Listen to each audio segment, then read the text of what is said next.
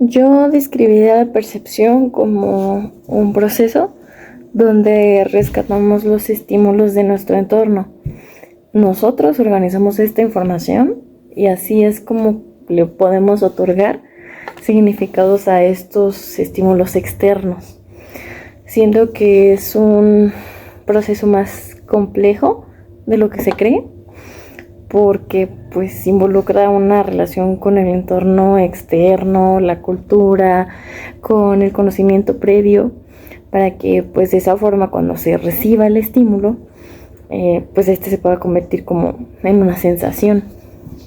Pero, ¿qué pasaría si la persona decidiera ignorar estos estímulos externos para ahora hacer de su hogar y presente un viaje dentro de los recuerdos del pasado?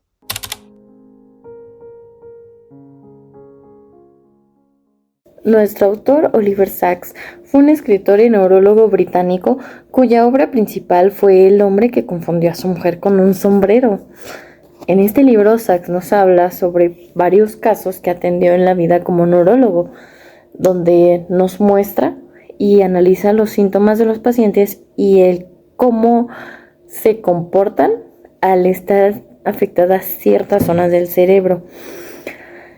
Este libro abarca desde historias joviales hasta personas pues tocadas por la vejez.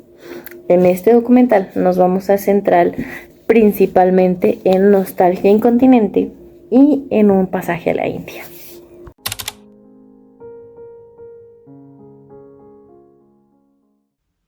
En Nostalgia Incontinente nos presentan a una mujer con Parkinson, el cual es un trastorno del cerebro que provoca movimientos involuntarios e incontrolables, como temblores o dificultad con el equilibrio y la coordinación.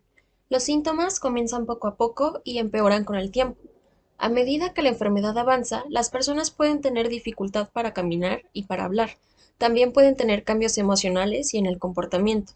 Entre estos cambios, los más impactantes serían los de la falta de sueño, memoria e incluso depresión. Se nos presenta la historia de una mujer de 63 años diagnosticada con Parkinson posencefálico desde los 18 años.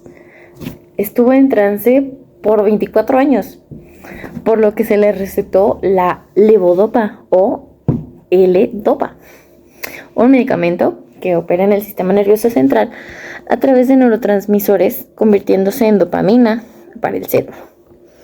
Este es un medicamento muy común para los pacientes con Parkinson. Al inicio, para esta señora fue pues como un alivio, permitiéndole pues el movimiento y que el habla también fueran como casi normales. Pero posterior a esto fue que como ocurrió una agitación psicomotora con potenciación en la libido. Al momento de que esto ocurrió, la paciente inmediatamente solicitó una grabadora y en cuestión de días grabó infinidad de recuerdos de los años 20. Sachs hace alusión a que al administrar levodopa, la reminiscencia es algo común, tanto que calificó a la levodopa como una especie de máquina del tiempo extraña y personal. Uno de los efectos de este medicamento es la reactivación de síntomas y conductas presentes en una etapa muy anterior a la enfermedad, que fueron perdidas tras esta. Harold Pinter afirma la reactivación de recuerdos, sueños, pensamientos y actitudes con una carga afectiva que han sido olvidados y reprimidos. Para que nos quede un poquito más claro, la reminiscencia es un fenómeno en el que los recuerdos, especialmente pues los del pasado, muy pasado, resurgen de manera más vívida y detallada en la mente de una persona. Este proceso no es simplemente como una evocación de recuerdos rutinarios, sino que involucra una experiencia como más intensa y emocional en la que la persona puede justamente revivir todos esos momentos del pasado con muchísima más claridad, tanto sensorial como emocional. De hecho, nadie se sorprende más que nuestra propia paciente, ¿no es así? Así es algo increíble. No puedo entenderlo. Hacía más de 40 años que no oía esas cosas ni pensaba en ellas. Ni siquiera sabía que las supiese. Pero ahora recorren sin cesar mi pensamiento. La paciente se encontraba tan agitada que se le tuvo que reducir la dosis de levodopa, provocando que se mantuviera equilibrada, pero sin recordar todos esos momentos que había grabado. Entre ellos, grabó canciones, chistes y versos obscenos, recordando las fiestas y cafés de los años 20. De hecho, nuestros colegas Penfield y Perot crean que se evocan estos recuerdos estereotipados estimulando puntos específicos del córtex y por ello es como que dedujeron que los ataques que se producen de modo natural o los inducidos artificialmente en pacientes de esta enfermedad activan secuencias de recuerdos fosilizados en el cerebro.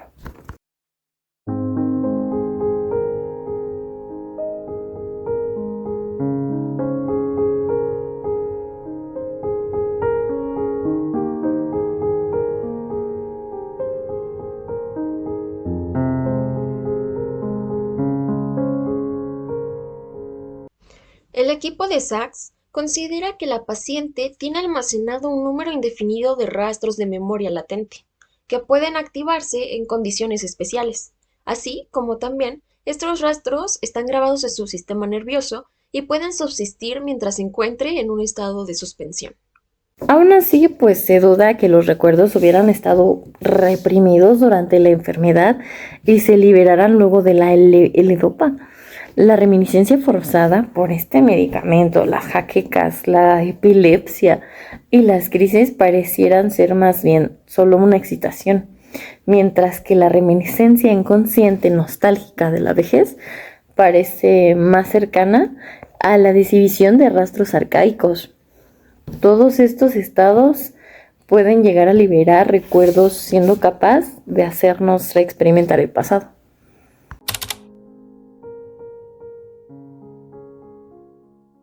En el siguiente caso nos encontramos con una joven de 19 años, Bhagwandi, de la India. A los 7 años se le diagnosticó un tumor en el cerebro, que para el momento no era dañino. 10 años más tarde, esto cambió, pues a sus 18, aquel tumor era maligno e imposible de extirparlo. Es así como entra a la institución de Sachs, con parálisis en el lado izquierdo, debilidad y ataques esporádicos. A medida que el tumor fue creciendo y avanzando hacia el lóbulo temporal, conjunto al consumo de esteroides, los ataques se hicieron más frecuentes y extraños. Comenzó con convulsiones gran mal. Estas son un tipo de convulsión que produce pérdida de conocimiento y contracciones musculares violentas, pero sus ataques eran distintos. No perdía la conciencia, solo se ensoñaba, por lo que se creyó que el tumor empezó a atacar su lóbulo frontal. Hughlix Jackson diría que se encontraba en un estadio de ensoñación y reminiscencia involuntaria. Esta ensoñación se convirtió en paisajes de la India, que ella reconocía como sus lugares de la infancia. A veces aparecía gente, familia o vecinos de su aldea natal. A veces se le hablaba, se cantaba o se bailaba, recordando los paisajes de donde venía. Le preguntaron si le molestaba, porque podían cambiar la mediación, pero ella respondió: No, a mí me gustan esos sueños. Me llevan otra vez a casa. Después dudaba en que haya sido un ataque al lóbulo temporal, porque su formato es más fijo de una sola escena o una sola canción que se repite invariablemente, acompañada de un foco igualmente fijo en el córtex. Nuestra chica no tenía ese carácter. Ella veía panoramas en constante cambio y paisajes que se disolvían a sus ojos.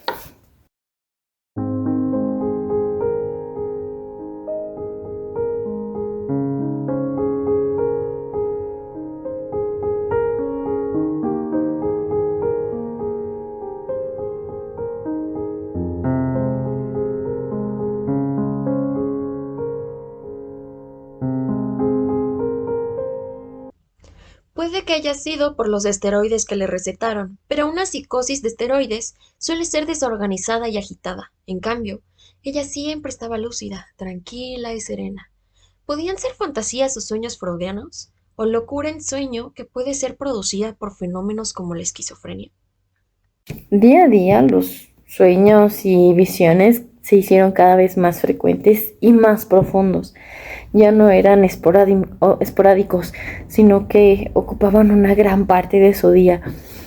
Se le veía a la chica como en un trance, a veces con los ojos cerrados, a veces abiertos, pero sin ver, aunque siempre con una sonrisa en la cara.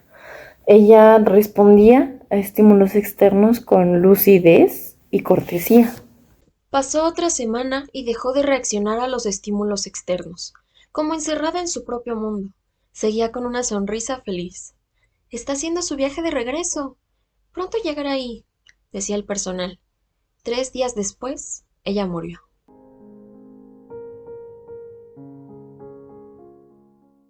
Para ir cerrando, la primera historia, como señala la hipótesis de Sachs, puede que sea la reminiscencia involuntaria lo que lleva a la mujer de 63 años a revivir su pasado durante el consumo del medicamento, el levodopa. Sin embargo, para nosotras, este proceso parece estar también ligado a las sensaciones y percepción de las cuales nos habla Melgarejo, involucrando mecanismos tanto conscientes como inconscientes. La percepción no es solo el acto de recibir los estímulos externos, involucra una interacción entre los estímulos físicos y su interpretación para poder convertirse en una estructura significante. Atravesada por la influencia histórico-cultural, se organiza y selecciona, inconsciente o conscientemente, lo que percibe.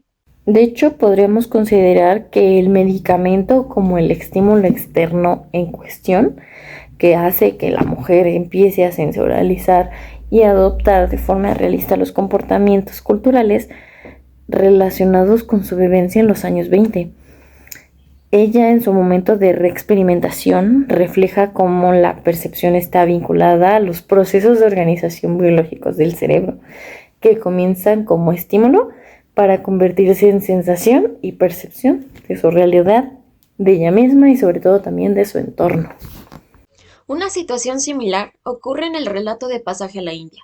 Los daños que tenía Bhagawandi en el lóbulo frontal y temporal, que son los principales espacios donde los procesos de memoria, razonamiento y sensibilidad residen, afectaban en el proceso de sensibilización y percepción de la chica. Se presentaba lúcida cuando un estímulo externo le hablaba, sensorizando en ella a través de la audición. Sin embargo, no dejaba de estar fascinada por la ensoñación de sus pasajes mentales, los cuales nos hablan del gran significado emocional y cultural que tenían. Cabe aclarar que la percepción también se produce de forma inconsciente, donde cabe la posibilidad de que se pueda reflejar en la conducta, ya fuera por el daño de los lóbulos cerebrales o a causa de los esteroides que pues se le administraban. La percepción inconsciente aparece en ella como el reflejo de los paisajes de su infancia. Esta reminiscencia y obstrucción nos da como ejemplo los mecanismos de sensibilización y percepción de Vargas Melgarejo. Sachs, a través de estas historias, nos remite a la importancia de darle a la enfermedad un significado individual según quien la padezca. El yo esencial del paciente es muy importante en los campos de la neurología y en la psicología. Está implicada aquí esencialmente en la personalidad del enfermo, y no puede desmembrarse al estudio de la enfermedad y el de la identidad. Muchas gracias por vernos. Sigan conociendo casos de nostalgia.